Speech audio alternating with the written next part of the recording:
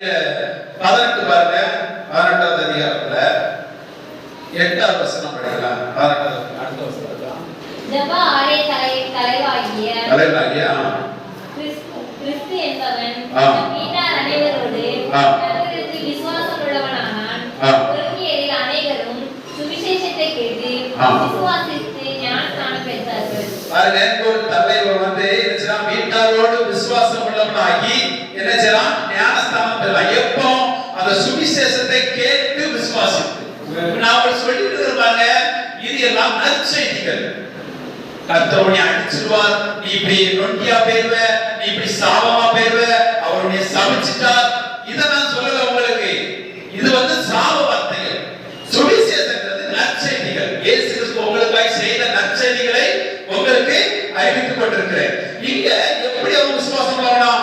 அநேகருக்கு சுவிசேஷத்தை கேட்டு விசுவாசத்தை ஞானஸ்நானம் பெற்றார்கள். சுவிசேஷத்தை கேட்டார்கள், கேட்டு விசுவாசித்ததால் அவங்க என்ன செஞ்சாங்க? ஞானஸ்நானம் பெற்றார்கள். மதமார்க்கத்துக்காக ஞானஸ்நானம் எடுக்கல, அவர்கள் விசுவாசித்தார்கள். என்னத்தை விசுவாசித்தார்கள்? இயேசு கிறிஸ்துவினால் நான் மறுபடி பிறந்திருக்கேன், நான் தேவனுடைய சந்ததி என்பதை, அந்த பழைய மனுஷன் மரிக்கிறான் என்பதை தான் அடையாளமாக அவர்கள் ஞானஸ்நானம் எடுத்தார்கள். ஹல்லேலூயா. அதை நீங்க புரியணும்னா அடுத்த அதிகாரத்துல அடுத்ததுல பாருங்க, 25வது வசனத்தை படிங்க. 25வது வசனம். அவன் கர்த்தருடைய மார்க்கத்திலே உபதேசிக்கப்பட்டு யோவான் கொடுத்த ஞானஸ்நானம் மாத்திரம், யோவான் கொடுத்த ஸ்நானத்தை மாத்திரம் அறிந்தவனாய் இருந்தும் ஆவியிலே உள்ளவனாய் கர்த்தருக்கு அடுத்தவைகளை போதகம் பண்ணி கொண்டு வந்தான். அப்போலோங்கிற ஒரு மனிதன் இருக்கிறான். இந்த மனிதன் பாருங்க, அவன் என்ன செய்யறான்? கர்த்தருடைய மார்க்கத்திலே உபதேசிக்கப்பட்டு யோவான் கொடுத்த ஸ்தானத்தை மாத்திரம் அறிந்தவனாய் இருக்கு. ரொம்ப முக்கியம் பாருங்க, யோவான் கொடுத்த ஸ்தானத்தை மாத்திரம் அறிந்தவனாய் இருந்து ஆவில அனுபவமா இருக்கிறான். ஆவில அனுபவமா இருக்கிறான். கர்த்தருக்கு அடுத்தவைகளை திட்டமாய் போதகம் பண்ணி கொண்டிருக்கான். இது என்ன ஸ்தானம்? இது என்ன ஞானஸ்தானம் அப்படின்னா மனம் திரும்புதலின் ஞானஸ்தானம். மனம் திரும்புதலுக்கு யோவான் ஸ்தானம் கொடுத்த ஞானஸ்தானம் என்றால் மனம் திரும்புங்கள். பரலோகராஜ்யம் உங்களுக்கு சமீபமா இருக்கிறது. இப்ப கிறிஸ்துவை ஏற்றுக்கொண்ட ஒரு ஞானஸ்தானம் கொடுக்கறாங்க பாருங்க. அது என்ன நினைச்சாருன்னா, மரித்தோரிலிருந்து நான் எழுந்து விட்டேன், அந்த ஞானஸ்தானம். ஆனா இந்த அப்போலோ என்ன ஞானஸ்தானம் எடுத்தாரு? மனம் திரும்புதேன், நான் மனம் திரும்பி இருக்கிறதுக்கு அடையாளமாய் ஞானஸ்தானத்தை கொடுத்தார். இந்த மனம் திரும்புதலுக்கும் மறுபடி பிறந்ததுக்கும் வித்தியாசம் இருக்குது. மறுபடி பிறந்தவங்க இந்த பூமியின் தன்மையில உள்ளவங்க இல்லை, அவர்கள் தேவ தன்மையில உடையவங்க. இந்த பூமியின் தன்மையில இருக்கிறவன் மனம் திரும்பலாம். இயேசுவை ஏற்றுக்கொள்றாங்க பாத்தீங்களா? அது மனம் திரும்புதல். என்ன செய்யறாங்க? இயேசு எனக்காய் செய்தால் மனத்தை ஏற்றுக்கொள்றான். ஆனா அறிந்த உடனே விசுவாசிக்கிற பாருங்க, சுவிசேஷத்தை விசுவாசிக்கிற பாருங்க, நான் மறுபடியும் பிறந்திருக்கிறேன் என்பதை விசுவாசிக்கிற பாருங்க, அவங்களுக்கு கொடுக்கிற ஞானஸ்தானம் தான் மறுபடியும் பிறந்தவர்கள். அவர்கள் தேவனுடைய சந்ததிகள். ஹல்லேலூயா. அந்த சந்ததிகள் தான் ஆவின் மனிதர். அந்த ஆவின் மனிதர் இந்த சட்டத்திற்கு உட்பட்டவன் இல்லை. அவருக்கு கிறிஸ்துவே எல்லாவற்றிலும் எல்லாமா இருப்பார். கிறிஸ்துவே தலையா இருப்பார். அவரே வழியும் சத்தியமும் ஜீவனுமா இருப்பார். அவர் தான் அவருக்கு எல்லாமாக இருப்பார். ஹல்லேலூயா. இதை நீங்கள் அறிந்து கொண்டு பொழுதுதான் நீங்கள் இந்த உலகத்தில் இருக்கிற எல்லாவற்றையும் ஜெயிக்க முடியும். தரித்திரத்தை ஜெயிக்க முடியும், வியாதியை ஜெயிக்க முடியும், மரணத்தை ஜெயிக்க முடியும், சாபத்தை ஜெயிக்க முடியும், பிரிவினைகளை ஜெயிக்க முடியும். ஏன்? வசனம் இருக்கிறது உங்களுக்கு. ஆவின் மனிதனுக்கு ஆவின் பட்டயத்தை நீங்கள் எடுத்துக் கொள்ளுங்கள். நீங்கள் ஆவியில பிறந்திருக்கீங்கன்னா ஆவிக்கேற்றபடியே நீங்கள் நடந்து கொள்ளுங்கள். ஆவியில பிறந்தவன் ஆவிக்கேற்றபடியே நடங்கள். இயேசு சொன்னார்ல, மறுபடியும் பிறக்கிறவன். யாருக்கு சொன்னாரு? சீசர்களை தேடி சீசர்களோடு கூட வராமங்க அவனை பார்த்து சொல்றாரு, நீ மறுபடியும் பிறக்காவிட்டால் தேவனுடைய ராஜ்யத்திலே பிரவேசிக்க மாட்டாய். அப்ப மறுபடியும் பிறக்கிறது என்ன அப்படின்னா, அது மனம் திரும்புதல் இல்ல, அது மறுபடியும் பிறக்கிறது. நான் மரித்து ஒருவர் கிறிஸ்துவோடு கூட நான் மரித்து விட்டு இப்பொழுது நான் அல்ல, எனக்குள் கிறிஸ்து பிழைத்திருக்கிறார். உங்களுக்குள்ளே கிறிஸ்து பிழைத்திருக்கிறார். அதுதான் சொல்லுது, அது அவருக்குள்ளே நாம் பிழைத்திருக்கிறோம், அசைகிறோம், முகர்கிறோம், அவருக்குள்ளே நாம் எல்லாம் செய்து கொண்டிருக்கிறோம். நீங்க இப்ப தனி மனிதன் இல்லை. ஆமென் சொல்லுங்க. நீங்க ஒருவராக இல்லை, உங்களுக்குள்ளே இருக்கிற ஒரு மகா பெரியவர், உங்களுக்கு ஒரு முத்திரை போட்டிருக்கிற, உங்களை முத்திரை போட்டிருக்கிற ஒரு மகா பெரியவர், உங்கள் ஆவியை பரிபூர்ணமாக்கி இருக்கிற ஒரு மகா பெரியவர், உங்களுக்கு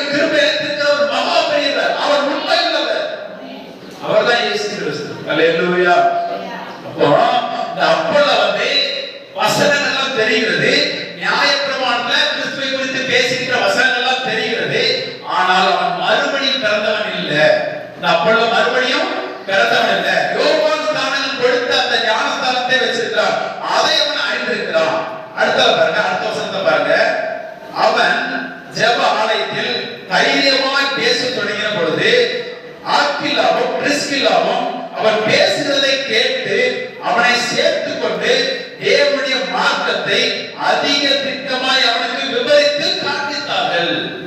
அது அப்பளவு பேசுறதெல்லாம் கரெக்ட் தான், ஆனால் மறுபடியும் பிறந்திருக்கிறோம் என்கிறதை அவன் அறிய வேண்டும் என்பதற்காக அந்த தேவனுடைய மார்க்கத்தை அதிக திட்டமாய் அவனுக்கு விவரித்து காண்பித்தார்கள். அது என்ன விவரித்து காண்பித்தார்கள்?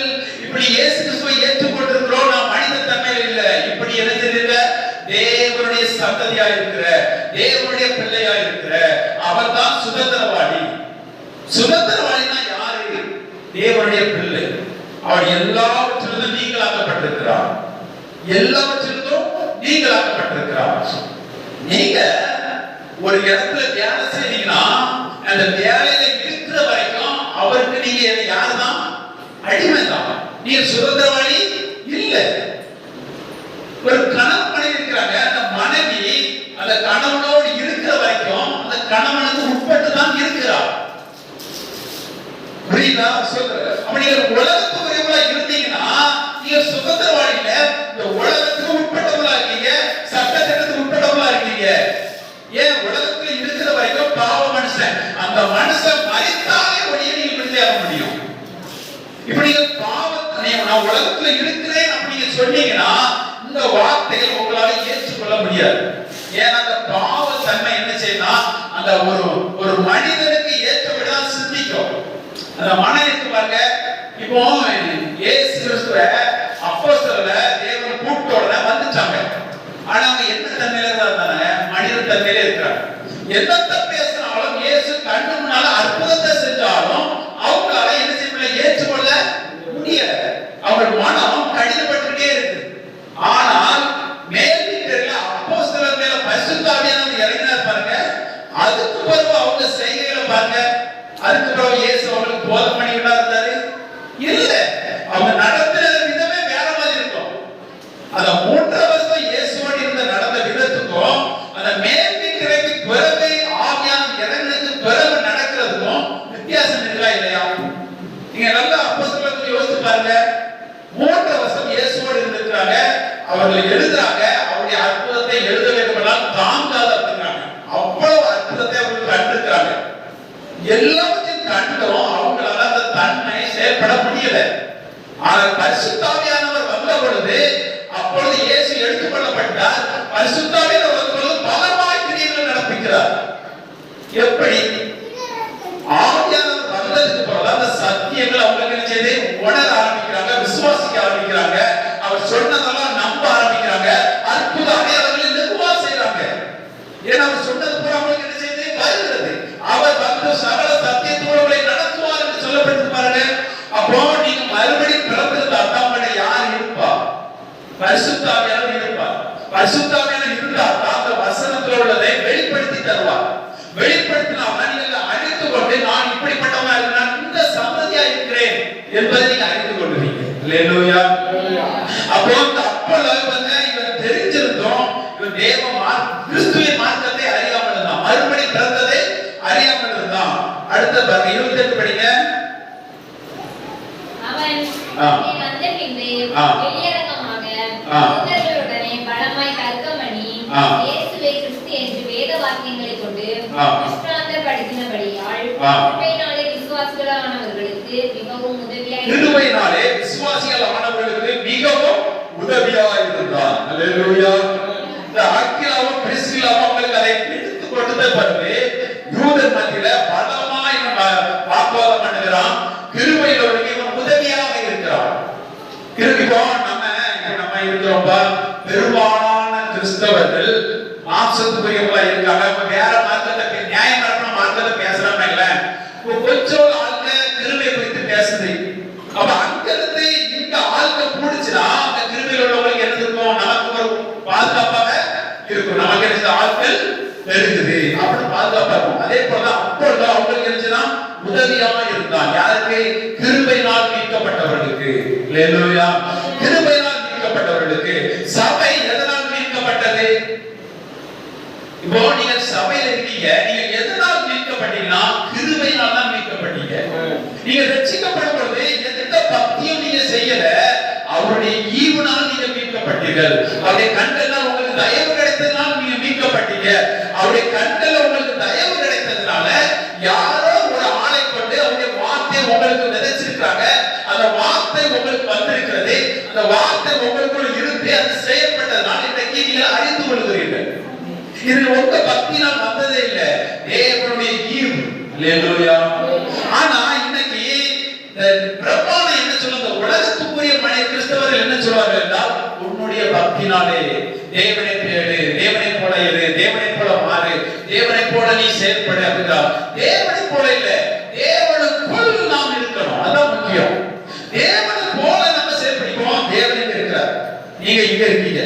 தேவனை போல செயல்படணும். தேவனை போல செயல்படக்கூடாது, தேவனுக்குள்ள இருக்கணும். ஒரு தாயும் வயிற்றில் இருக்கிற குழந்தை எப்படி இருக்கிறதோ அப்படித்தான் இப்ப நாம் கிறிஸ்துவுக்குள்ள இருக்கிறோம். நீங்க நினைச்சா கூட விலக முடியாது. அல்லேலூயா. ஆமென். நீங்கள் இந்த வார்த்தைகள் உங்களுக்கு நிறைஞ்சிட்டுனா, எப்படி வேதத்துல ஒரு மனுஷனை சொல்றது, ரோமன் 7 அதிகாரத்துல சொல்லப்படுவாங்க, நான் நன்மை செய்ய நினைத்தா கூட என்னால நன்மை செய்ய முடியல, காரணம் நன்மை செய்வது என்னிடத்துல இல்லை அப்படின்னு சொல்றார். யார? நியாயப்பிரமாணம் சொல்றார். ஆனா ரோமர் 8 அதிகாரம் முழுவதும் சொல்லப்படுது, அதாவது இப்பொழுது நமக்குள்ள கிறிஸ்துவை நாம் விசுவாசிக்கிறபடினால், இப்போ நன்மை செய்வது நமக்குள்ள இருக்கிறபடினால் தீமை செய்ய உங்களால் முடியாது. தீமை செய்து நீங்கள் சந்தோஷப்பட முடியாது. இந்த வார்த்தையை நீங்க உள்வாங்குவீங்கன்னா, இந்த சத்தியத்தை நீங்க உள்வாங்கி கொண்டே இருப்பீங்கன்னா, தீமையை செஞ்சுட்டு நீங்க சந்தோஷப்பட முடியாது. அல்லேலூயா. அடுத்தவங்க பராமப்பட முடியாது. ஏன்னா அந்த நீதி உங்களுக்குள்ள இருக்குது. எப்படி ஒருத்தருக்கு பாவம் இருந்தா அந்த பாவத்தை செய்ய தூண்டுதோ, அவன் அப்படி இப்படி செய்ய தூண்டுதோ, அதே போல கிறிஸ்துவை நீங்க விசுவாசிக்கிறபடினால் இருதயத்தில் நீதி உண்டாக விசுவாசிக்கப்பட்டு எழுதப்பட்டிருக்கிறபடி உங்களுக்குள்ள அந்த நீதி உங்களுக்குள் இருக்கிறபடினால், இப்ப நன்மை செய்கிறது உங்களுக்குள் இருக்கிறபடினால் தீமை செய்ய உங்களால் கூடாது, முடியாது. அது உங்களுக்கு தகுதியா இருக்காது. ஒரு குடிகாரன் நல்லா குடிப்பான் பாருங்க, ஆனா ரட்சிக்கப்பட்டவன் அவனுக்கு அது சீன் தோணும். அதே போலதான் நீங்கள் மறுபடியும் பிறந்தவர்களாகிய நீங்கள் உலகத்தில் எதை இச்சிக்கிறோம் அது உங்களுக்கு சீன் தோணும். அல்லேலூயா. ஏன்னா அவர் செய்த நன்மைகளை நீங்க நினைக்கும் பொழுது, அவர் எனக்கு செய்த நன்மைகளை நீங்க நினைக்கும் பொழுது அது அப்படி உங்களுக்கு மாறுகிறது. ஆமென். அப்போ இந்த ஞானஸ்தானம் என்கிறது யோவான் மனம் திரும்புவதற்காக ஞானஸ்தானம் கொடுத்தார். இன்னைக்கு சபை மனம் திரும்பிச்சு, ஆனா மறுபடியும் பிறந்தங்கிறத ஞானம் மறுபடியும் பிறந்திருக்கிறோம் என்பதை அவங்க நினைச்சாங்க, அறியாமல் இருக்கிறாங்க. நான் மறுபடியும் பிறந்திருக்கிறேன் என்பதை அறியாமல் இருக்கிறாங்க.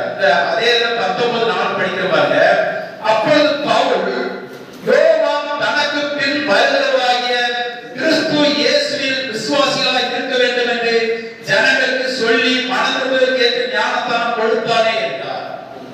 பவுல் வந்து சொல்றார், அப்பொழுது பேசுற இடத்துல நீங்க பரிசுத்தாவே பெற்றீர்களா அப்படின்னு கேட்கும் பொழுது எங்களுக்கு தெரியவே செய்யாதுன்னு சொன்ன பொழுது அங்க சொல்ற பவுல் சொல்றாரு, யோவான் தனக்கு பின் வருகிறவராகிய கிறிஸ்து இயேசுவில் விசுவாசிகளாய் இருக்க வேண்டும் என்று, கிறிஸ்து இயேசுவில் விசுவாசியாக இருக்க வேண்டும் என்று ஜனங்களுக்கு சொல்லி மனம் திரும்புவதற்கு ஏற்ற ஞானஸ்தானம் கொடுத்தார். மனம் திரும்புவதற்கு ஏற்ற ஞானஸ்தானம் கொடுத்தார். இப்ப நாம் மனம் திரும்பினோம், ஆனா மறுபடியும் பிறந்ததுதான் அந்த ஞானஸ்தானம். இப்ப நாம் ஞானஸ்தானம் எடுக்கிறது என்றால் மறுபடியும் பிறந்திருக்கிறோம். அல்லேலூயா. ஒரு ஞானஸ்தானம் எடுத்துச்சு, நான் பாவியா இருக்கிறேன், நான் குப்பையா இருக்கிறேன், நான் தூசியா இருக்கிறேன்னு சொன்னீங்கன்னா உங்க அப்பா நீங்க குத்தப்படுத்தி கொண்டே இருக்கிறீங்க. நல்லா கவனிச்சு கொள்ளுங்க. நீங்க தேவனுடைய பிள்ளையா இருக்கிறீங்கன்னு தான் நீங்க ஞானஸ்தானம் எடுக்கிறோம். அப்படித்தானே? நான் தேவ சந்ததின்னு சொல்றேன். நான் சொல்றேன் எங்க அப்பா இப்படிதான் அப்படி சொல்றேன். அப்படி சொல்லிட்டு என்ன நான் இவனால பிறந்தேன், நான் அந்த அவரோட தவறான வார்த்தையை சொல்லி இந்த கழுதையால பிறந்தேன், இந்த குப்பையால பிறந்தேன், இந்த நாயால பிறந்தேன் அப்படின்னு சொன்னா யாரை துக்கப்படுத்திட்டு இருக்கேன்? எங்க அப்பாவை துக்கப்படுத்துறேன். அப்படித்தானே? அப்ப நான் தேவனுடைய பிள்ளை என்று நீங்கள் சொல்லிவிட்டு நான் ஒரு குப்பை, நான் ஒரு தூசி, நான் ஒரு கழுதை, நான் ஒரு நாய் அப்படி சொன்னீங்கன்னா யாரை துக்கப்படுத்திட்டு இருக்கீங்க? இயேசுவை துக்கப்படுத்துறீங்க, பிதாவாகிய தேவனை துக்கப்படுத்துறீங்க. கொஞ்சம் நீங்க நீங்க தேவனுடைய சந்ததியா இருந்தால், நீங்க தேவனுடைய பிள்ளையா இருந்தால், உங்க அப்பா எப்படியோ அப்படித்தான் நீங்கள் இருக்கிறீர்கள். அல்லேலூயா. இருக்கிறீர்கள்ங்க. அவர் வந்து தயவான குணம் உள்ளவர். நேற்று தினத்துல நான் வேலை செய்யறதுல இருக்கிறேன். ஸ்கூல் பையன் மாதிரி அவனோட ஒரு குணாதிசயம் என்ன ஒண்ணுன்னா, நான் நல்லா பார்ப்பேன். ஏதாவது ஒரு பொருள் வாங்கணும் 10 பேரை பிச்சுட்டுப்பாங்க. ஒரு பப்சர் பண்ணையில ஒரு வடை எடுப்பாங்க, அதை கொஞ்சம் கொஞ்சமா பிச்சு பிச்சு கொடுப்பாங்க. வேற அவங்க ஒத்தைக்குன்னு ஆசைப்பட மாட்டேங்கான். அவன் தின்னு ஆசைப்படணும், வாரம் அப்படி கொஞ்சம் கொஞ்சமா பிச்சு பிச்சு கொடுக்காங்க. எப்படி வயதானு தெரியல, ஆனா பிச்சு அதை பார்த்தோன்னே எனக்கு தோணுது, இந்த மனிதனுக்கே இவ்வளவு கொடுக்கணும் தன்மை இருக்குது, இயேசு கிறிஸ்து நமக்கு கொஞ்சம் கொஞ்சமா பிச்சா தருவாரு. அவர் எப்படியோ அப்படியே நம்மை மாற்றி இருக்கிறார். அல்லேலூயா. அவர் எப்படியோ அப்படியே நம்மை மாற்றி இருக்கிறார். ஏதோ கொஞ்சம் கொஞ்சமாய் நமக்கு தரல, அவரால் நாம் பரிபூரணர் ஆக்கப்பட்டிருக்கிறோம் என்று எழுதப்பட்டிருக்கிறது. அவருடைய கிருபையினால் நாம் பரிபூரணர் ஆக்கப்பட்டிருக்கிறோம் என்று எழுதப்பட்டிருக்கிறது. எத்தனை பேர் அதை நம்ப முடியுது? அவருடைய கிருபையினால் நான் பரிபூரணர் ஆக்கப்பட்டிருக்கிறேன். சொல்லுங்க, இயேசு கிறிஸ்துவின் கிருபையினால் நான் பரிபூரணர் ஆக்கப்பட்டிருக்கிறேன். நான் பரிபூரணர் ஆக்கப்பட்டிருக்கிறேன். நான் உலகத்துக்குரியவன் அல்ல, நான் வானத்துக்குரியவன், நான் கிறிஸ்துவிற்குரியவன். ஆமென். இதுதான் சுவிசேஷம். அல்லேலூயா. நீங்க கிறிஸ்துவிற்குரியவர்கள், நீங்க கிறிஸ்துவுக்குள் இருக்கிறீர்கள், நீங்க அவருக்குள் பிழைக்கிறீர்கள், அவருக்குள் நடக்கிறீர்கள், அவருக்குள் நுகர்கிறீர்கள், அவருக்குள் செயல்பட்டுக் கொண்டிருக்கிறீர்கள். நீங்க தனியாளே இல்லை. அல்லேலூயா. ஆமென். தேவன் உங்களை கிறிஸ்துவுக்குள்ளாக பார்த்துட்டே இருக்கிறார்.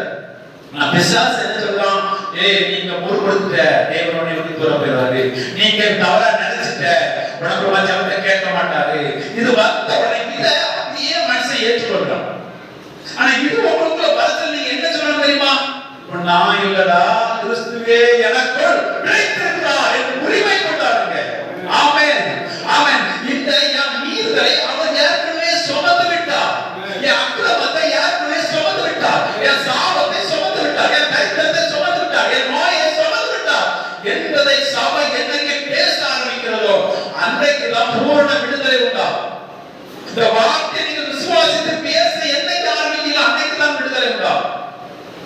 இதை நீங்க விசுவாசிக்காம ஏதோ ஒருத்தர் சொன்னான், அவன் சொன்னான், இவன் சொன்னான், அது பெரிய பிசாசு, உன்னை விடாது, இது இந்த நோய் உன்னை விடாது அப்படின்னு சொன்னா நீங்க அவனுக்கு செவி கொடுக்கிறீங்களா, அந்த வார்த்தைக்கு செவி கொடுக்கிறீங்களா?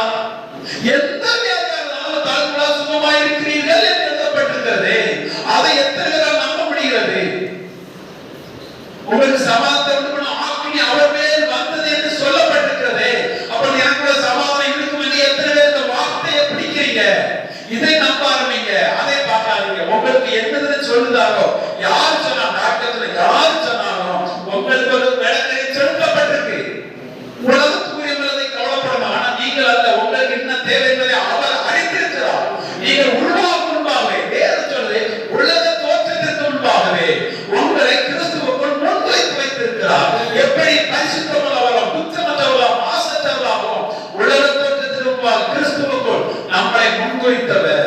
நமக்கு என்ன தேவை என்பது அவருக்கு தெரியாதா? அல்லேலூயா. எந்த சூழ்நிலை வந்தாலும் வார்த்தையை பிடித்து பேச ஆரம்பிங்கள். இதை மிஞ்சி நடக்க முடியாது. எப்படி இயேசு காற்றை கடலை வார்த்தை இறையாதே அமைதலாய் என்று வார்த்தையை அனுப்பினாரோ அப்படியே செயல்பட்டதோ அதே போல உங்க பிரச்சனைகளை சொல்லுங்க. இதை மீறி நீ வர முடியாதுன்னு சொல்லுங்கள். இந்த வியாதிகள் இதற்கு மிஞ்சி செயல்பட முடியாதுன்னு சொல்லுங்கள். கரித்திரம் எனக்குள் இருக்க முடியாதுன்னு சொல்லுங்கள். இந்த உலகம் என்னை சேதப்படுத்த முடியாதுன்னு சொல்லுங்கள். ஏனால் அவருடைய ஜீவன் உங்களுக்கு ஒளியாக இருக்கிறது. இருள்கள் அதை சேதப்படுத்த முடியாது. அல்லேலூயா. இருள் உங்களை சேதப்படுத்த முடியாது. உலகம் உங்களை சேதப்படுத்த முடியாது. நீங்கள் தான் உலகத்தை சுதந்திரிப்பீர்கள். நீங்கள் தான் உலகத்தின் செல்வங்களை சுதந்திரிப்பீர்கள். உலகத்தின் மனிதர்களை நீங்கள் ராஜகுருவாய் எடுத்துக் கொள்வீர்கள். உலகம் உங்களை சேதப்படுத்த முடியாது. ஆமென் சொல்லுங்க. ஆமென் சொல்லுங்க. சொல்லுங்களேன். உலகம் என்னை சேதப்படுத்த முடியாது. இருள் எனக்குள் வர முடியாது. நான் இந்த உலகத்துக்கு ஒளியாய் வச்சிருக்கிறேன். ஆமென். நான் கிறிஸ்துவின் உடையவனா இருக்கிறேன். நான் தேவனுடையவனா இருக்கிறேன். நான் தேவனுடைய பிள்ளையா இருக்கிறேன். ஒன்றும் என்னை சேதப்படுத்த முடியாது. அவருடைய சமாதானம் வீட்டில் நிறைந்திருக்கும். என் குடும்பத்தில் நிறைந்திருக்கும். ஆமென். திருச்சபையில் நிறைந்திருக்கும். அல்லேலூயா. நீங்க விடுதலை பெற்றவங்க, ரட்சிக்கப்பட்டவர்கள் பாக்கியவான்கள். ஆமென். ஆமென். அவர் சொல்ல எவர் பாவத்தை எண்ணாது இருக்கிறார் அவர்கள் பாக்கியவான்கள். எவர்களை தமக்கு சுதந்திரமாய் தெரிந்து கொண்டார் அவர்கள் பாக்கியவான்கள்.